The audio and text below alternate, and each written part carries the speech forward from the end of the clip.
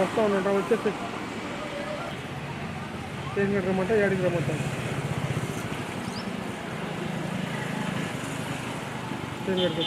అందరికీ నమస్తే. అఖిల భారతీయ జనసంఘ్ పార్టీ మన గంగాధర నియోజకవర్గంలో నామినేషన్ వేశాను. నేను మధ్య తరగతికి చెందిన క్యాండిడేట్గా నిలుస్తున్నాను.